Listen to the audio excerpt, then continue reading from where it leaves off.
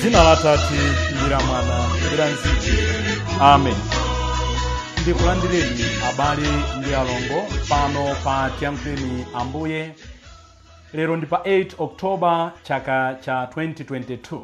Ndi loweruka la Mulungu wa 27 pa chaka. Lodala bere munayamwalo. Ayi, ngodala koma iye amene amamva mawu a Mulungu ndi kuwasunga. Mawu oyamba a tsiku la lero akuchokera mkalata ya Paulo yolembera mpingo wa Galatiya mutu wa 3 ndime ya 22 kulekeza 29.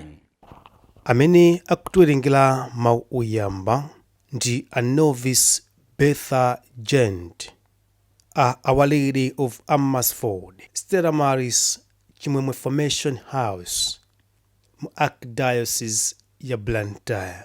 Pakati panupa palibe kusiyana, pakati pathupa pasakhale kusiyana. Palibe Muyuda, palibe wa mitundu ina. Salimo yathu ya lero, Salimo namba 105, ikutikumbutsa ikutionetsa kuti di Mulungu amasunga chipangano chake nthawi zonse. Tizimuimbira, tizimudalira, ndipo ife amene ndi zidzukulu za Abrahamu tiyeni nthawi zonse timulole Mulungu kuti azitilamulira. Mawu a Uthenga Wabwino ndi monga adalembera Luka woyera mutu wa 11 ndime ya 27 kulekeza 28.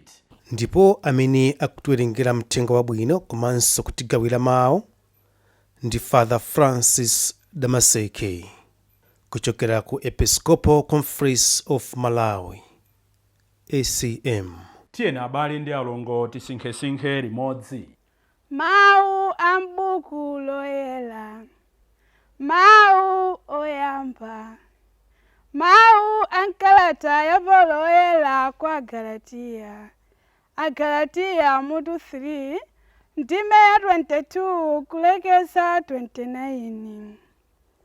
Koma malembo akunenetsa kuti zinthu zonse zili mu ulamuliro wa uchimo, kuti pakukhulupirira Yesu Khristu anthu okhulupirira alandiredi zimene Mulungu adalonjeza. Chisanafike chikhulupirirochi, tinali ngati akayidi m'manja mwa malamulo, kudikira kuti chikhulupiriro chimene chidati chifikecho chiululidwe. Motero malamulowo anali ngati namkungwi wathu, mpaka atabwera Khristu, kuti tisanduke olungama pamaso pa Mulungu pakukhulupirira. Popeza kuti tsopano chikhulupiriro chafika, namkungwiyo satilamuliranso. Nonsenu ndinu ana a Mulungu chifukwa mumakhulupirira Khristu Yesu. Pajatu nonsenu amene mudasanduka amodzi ndi Khristu pakubatizidwa, mudachita ngati kuvala moyo wa Khristu. Pajatu nonsenu amene mudasanduka amodzi ndi Khristu pakubatizidwa, mudachita ngati kuvala moyo wa Khristu. Motero palibe kusiyana pakati pa Ayuda ndi anthu a mitundu ina, pakati pa akapolo ndi mfulu, kapenanso pakati pa amuna ndi akazi, pakuti nonsenu ndinu amodzi mwa Khristu Yesu. Ngati ndinu ake a Khristu, ndiye kuti ndinu ana a Abrahamu, oyenera kulandira zimene Mulungu adalonjeza. Mawu a Ambuye. Tithokoze Mulungu. Ambuye akhale nanu. Mawu a Uthenga Wabwino monga adalembera Luka woyera. Ulemu kwa inu Ambuye. Mutu wa 11 ndime ya 27 kulekeza 28.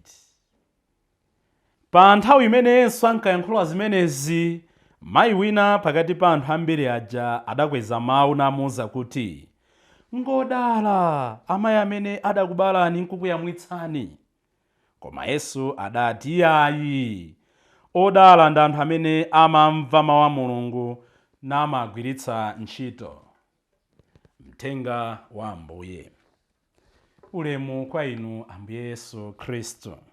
Lodala bere munaya mwalo ndipo ngodala mayana kuyamwitsaniyo. Nkhani amba choncho muthenga wabwino ndi Ambuye akuyankha iyayi. Odala ndi amene amamva mawu anga ndi kumagwiritsa ntchito ndi kumasunga. Mawu amene tawerenga afupi kwambiri Luka 27-28. It's like Jesus wakhala akuaphunzitsa mukafuna kupemphera muzitini.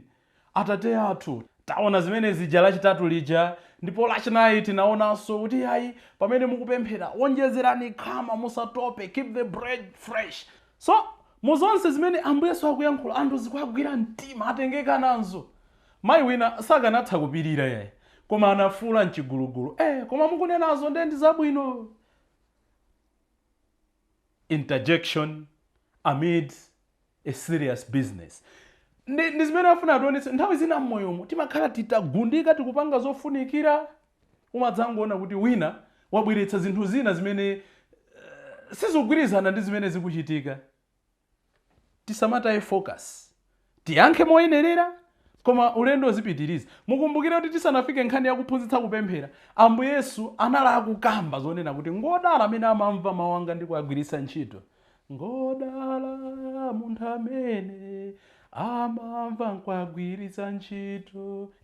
Ngodala munthu amene amati akamva mawu Mulungu kumagwiritsa ntchito. So pabwera zina zokhala ngati zifuna zisokoneze chiphunzitso cha Ambuye Yesu, but Jesus is maintaining his position. Zimachitika mmoyo. Masiku ano tibwere pa ground.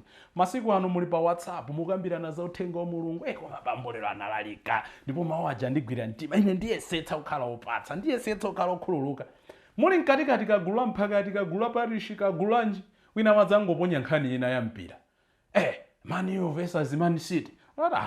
Nkhani iso ndeiti. Yes, alipo anthu ena pakati pathu amafuna kusokoneza go. Ayankhe moyenerera, keep focusing. Chachiwiri, Ambuye Yesu afuna ationetse tsopano kuti the greatest sign of failure in our life is appealing to credentials. Alipo anthu ena mmoyo muno amaganiza kuti mphamvu zenizeni, chimwemwe chenicheni, kudziwika kwenikweni, kutchuka kwenikweni ndi kukhala pafupi ndi adindo, ndi kukhala pafupi ndi iwo amene ali ndi recognition in society. Kukhala pafupi ndi abambofumu, kukhala pafupi ndi president, kukhala pafupi ndi anduna, kukhala pafupi ndi amfumu, kukhala pafupi ndi mother general. Ambuye Yesu afuna ationetse kuti mphamvu zenizeni, kutchuka kwenikweni, kudala kwenikweni ndi kukhala pafupi ndi Mulungu ndi kumachita zimene Mulungu yamafuna. Amayi awa pomuona Yesu zimene anali kuphunzitsa amaganiza kuti koma ndiye kuti tu Mariyayo ngati mwana wake akupanga izi koma tu ndiye kuti kuli mzathuyo ayi kuli kanthu. Koma Ambuye Yesu aonena kuti ayika nonsenu mutha kukhala odala ngati Mariyayo as long as mumve mawu anga, as long as muzagwiritsa ntchito mawu anga. Tiliko ena timapanga appeal to credentials instead of our works. Kuti tu musayiwale tu kuti ine ndi bambofumu. Mwina kulowa mbanki muja akukuzani kuti nonse takhala ni pa line.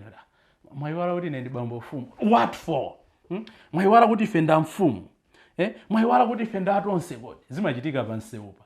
Mwina apolisi kutifunsa license ili kuti iwe nkumaonetsa ID yakuchipani. Zosagwirizana ndi zimene zimawetsa pasi dziko. Afuna anthu alandire ngongole. Nde pano pala anthu 100 musayiwale tu ine ndi chair wa youth. What for? Ambuye Yesu afuna ationetse kuti true recognition izibwera chifukwa muja amanenera mtsogoleri wakale tizilola ntchito za manja athu zizichitira umboni. Sindidzakhala wabwino chifukwa anthu andiyamikira. Anthu adzandiyamikira chifukwa ndine wabwino. Sindidzakhala wabwino chifukwa chonena kuti ena akundikambira zoyipa. Ndidzakhala wabwino chifukwa ndine wabwino.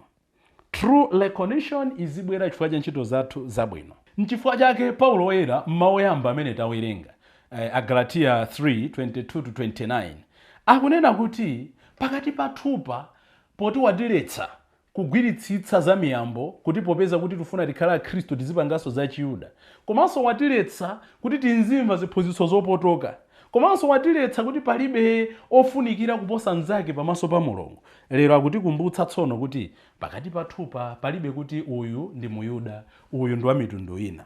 Akutikumbutsa kuti palibe mfulu, palibe kapolo. Akutikumbutsa kuti palibe otchuka, palibe osatchuka. Akutikumbutsa kuti palibe mphawi, palibe osauka. Before the Lord we are all equal, we are all one.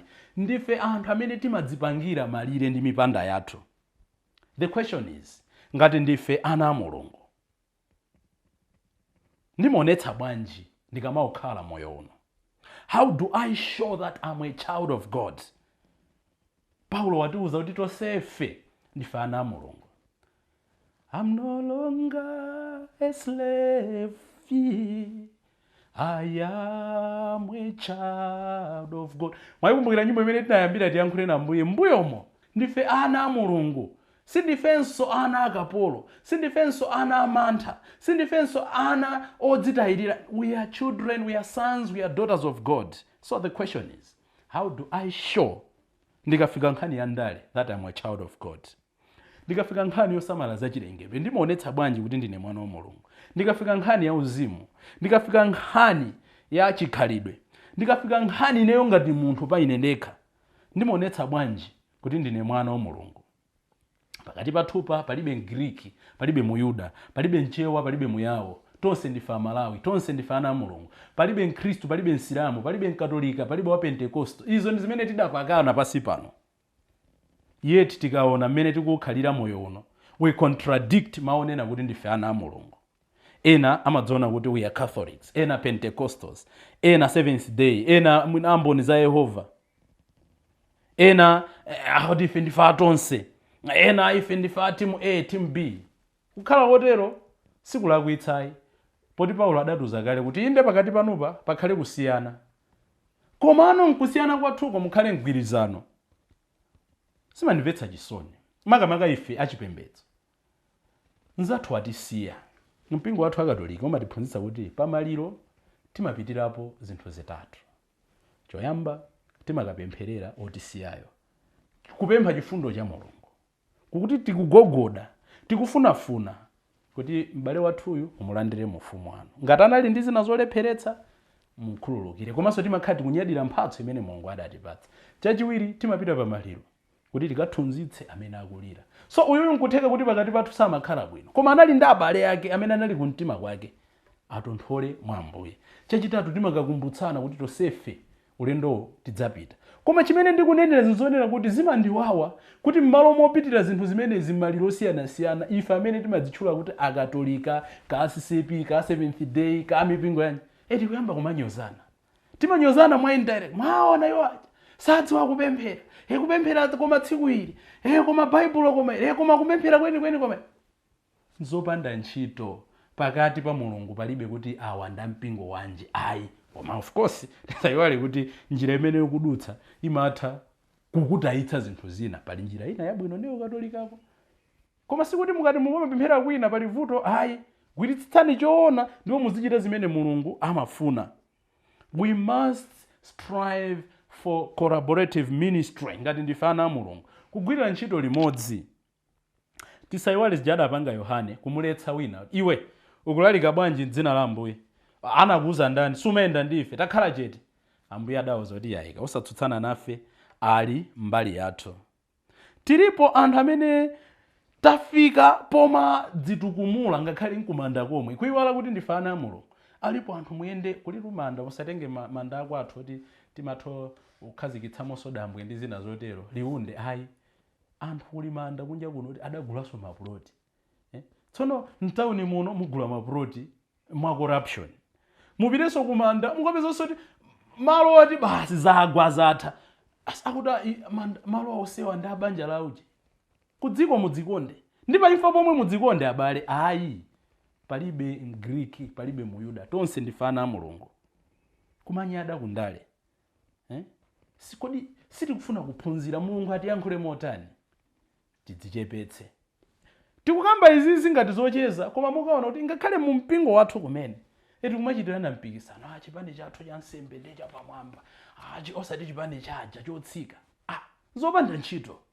Chachikulu, mu nsembe mwanumo mukuntumikira Mulungu, mu sisteri mwanumo, mu mphakati mwanumo, mu parish yanumo mukuntumikira Mulungu.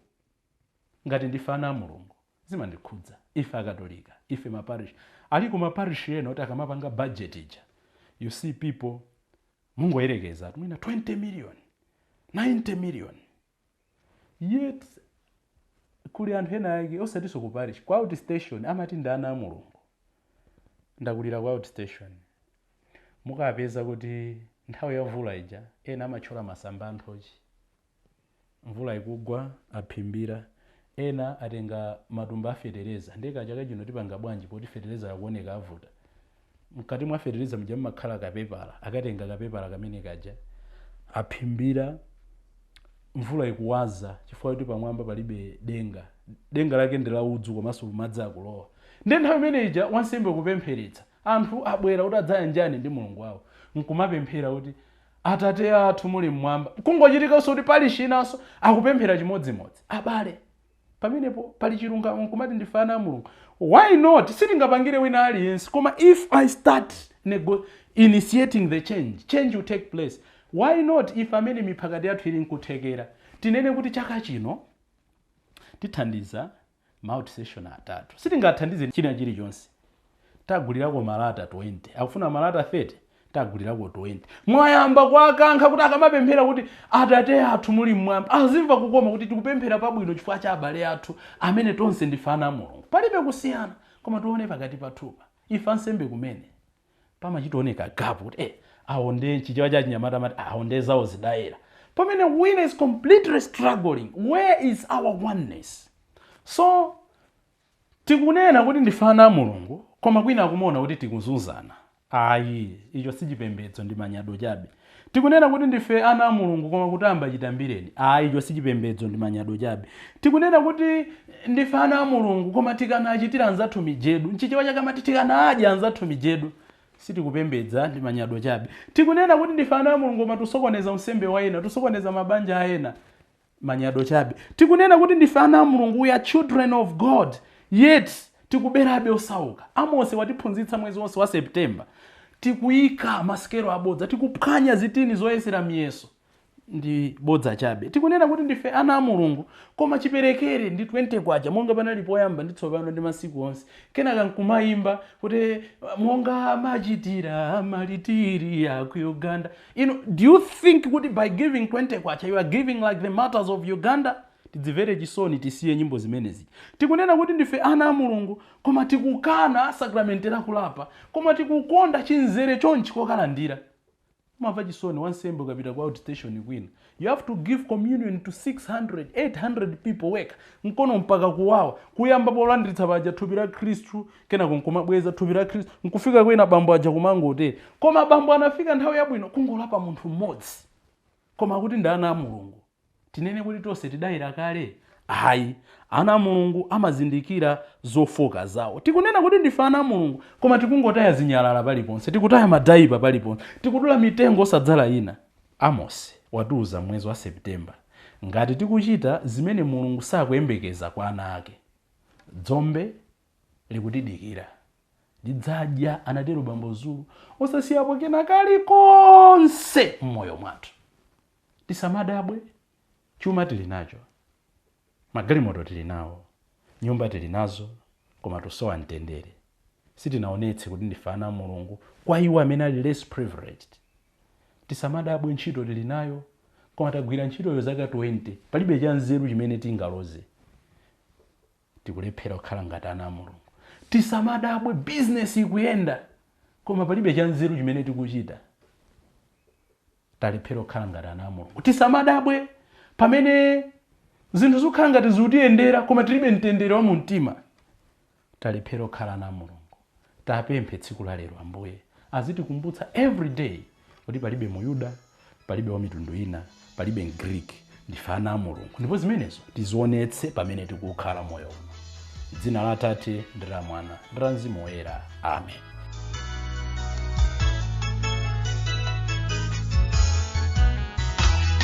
To you,